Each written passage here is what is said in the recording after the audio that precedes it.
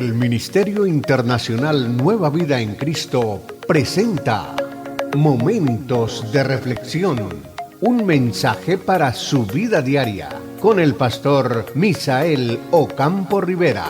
Bienvenidos.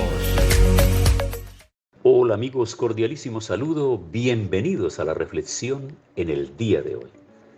Les recuerdo que estamos en Primera de Pedro, capítulo 3, y vamos a cerrar este capítulo analizando, estudiando y reflexionando en los versículos 16 hasta el verso 22. Y vamos a ver en este párrafo qué es lo que el apóstol Pedro quiere referirnos, quiere enseñarnos, quiere exhortarnos, quiere recordarnos, quiere ponernos en evidencia este mensaje para que llegue a nuestras vidas, para transformar nuestra manera de pensar y enseñarnos valores del reino de Dios. Dice el verso 16, teniendo buena conciencia para que en lo que murmuran de vosotros como de malhechores, sean avergonzados los que calumnian vuestra buena conducta en Cristo. Porque mejor es que padezcáis haciendo el bien, si la voluntad de Dios así lo quiere, que haciendo el mal. Porque también Cristo padeció una sola vez por los pecados, el justo por los injustos, para llevarnos a Dios, siendo a la verdad muerto en la carne, pero vivificado en espíritu, en el cual también fue y predicó a los espíritus encarcelados, los que en otro tiempo desobedecieron cuando una vez esperaba la paciencia de Dios en los días de Noé, mientras se preparaba el arca, en la cual pocas personas, es decir, 8, fueron salvadas por agua. El bautismo que corresponde a esto ahora nos salva, no quitando las inmundicias de la carne, sino como la aspiración de una buena conciencia hacia Dios por la resurrección de Jesucristo, quien habiendo subido al cielo está a la diestra de Dios, y a él están sujetos ángeles, autoridades y potestades. Perfecto, entonces, como venimos hablando desde la reflexión anterior, en el contexto de una buena conciencia, entonces en el verso 16, una buena conciencia, la conciencia acusa al notificar a la persona sobre su pecado y produce en ella culpa, vergüenza, duda, temor, ansiedad o angustia. Una vida libre de pecado continuo y no confesado, vivida bajo el mandato del Señor, producirá una conciencia sin ofensa. Veamos lo que dice 2 de Corintios en el capítulo 1, versículo 12, que dice así, 2 de Corintios capítulo 1, versículo 12, porque nuestra gloria es esta, el testimonio de nuestra conciencia, que con sencillez y sinceridad de Dios, no con sabiduría humana, sino con la gracia de Dios, nos hemos conducido en el mundo, y mucho más con vosotros. Y luego vamos a ver también la otra parte que nos aparece aquí en el capítulo 4, el versículo 2 de 2 de Corintios. Capítulo 4, versículo 2 dice, antes bien renunciamos a lo oculto y vergonzoso, no andando con astucia ni adulterando la palabra de Dios, sino por la manifestación de la verdad, recomendándonos a toda conciencia humana delante de Dios. Bueno, hay quienes definen la conciencia como la voz del Espíritu de Dios dentro del hombre. Recordemos que siempre he hablado en las reflexiones diciendo que todo ser humano, toda persona que ha venido al mundo, que ha nacido entre los seres humanos, trae dentro de sí un lugar para Dios. Hay un espacio ahí. Y lo he dicho muchas veces y lo voy a reiterar en el día de hoy, que es como una especie de toma que hay ahí en una habitación. Ahí tiene, obviamente, cuando está totalmente conectado ahí al regulador, a este aparato que está regulando el ingreso de la energía a la casa, esa energía está ahí.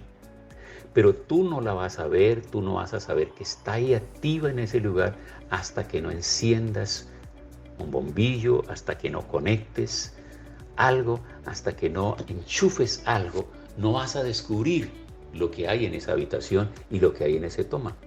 Lo mismo sucede con el ser humano. El ser humano tiene en su interior una parte que ha sido diseñada para que se conecte con su Creador, con el Todopoderoso, con Dios. Y cuando el hombre tiene ese encuentro con Dios, mediante el arrepentimiento, aceptando la obra redentora de Cristo en la cruz del Calvario a su favor, quien fue y nos compró con su sangre, y todo ese juicio que había contra nosotros por todos nuestros pecados y por todo nuestro estilo de vida, cuando llegamos a Él y aceptamos esa obra redentora, entonces ahora somos suyos, porque Él ha pagado toda nuestra deuda, nos ha declarado limpios, nos ha declarado sus hijos. Ahora estamos a su servicio para obedecer, para alabarlo, para bendecirlo. Entonces esa conciencia ha sido completamente liberada.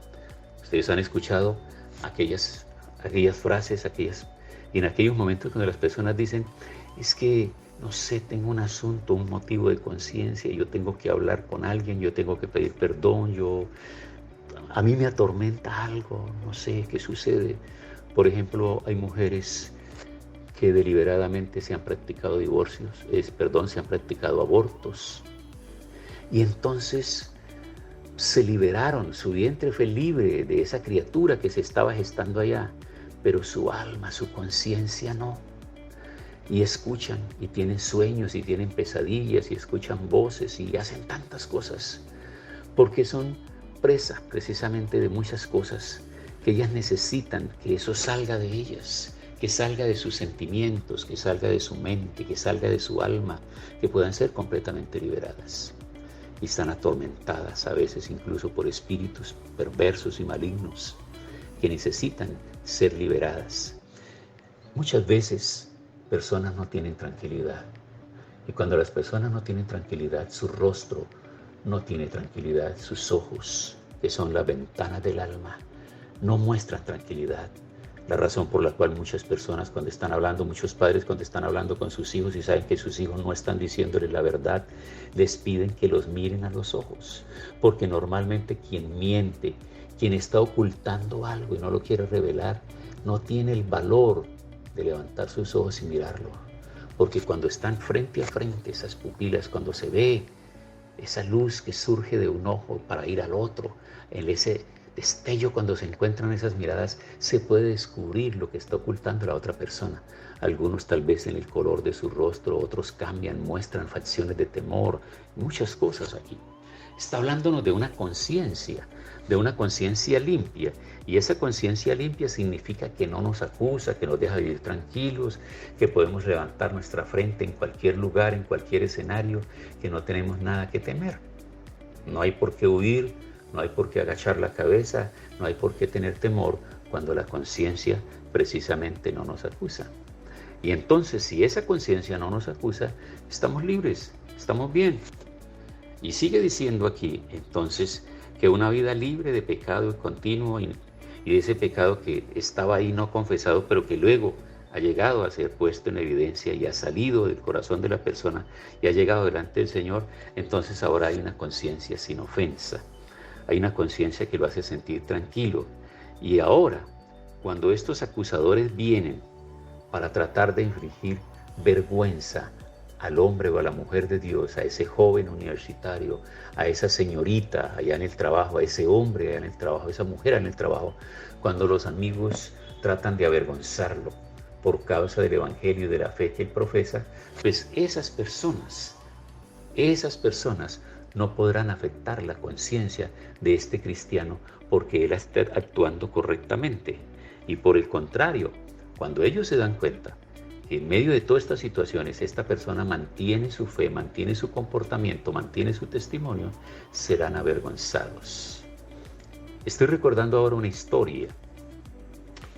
Y la historia cuenta que dos hombres que estaban trabajando allá en una empresa y tenían oficinas ahí muy unidas la una a la otra, que eran separadas solamente por un vidrio, cualquier tiempo libre se la pasaban con revistas viendo pornografía.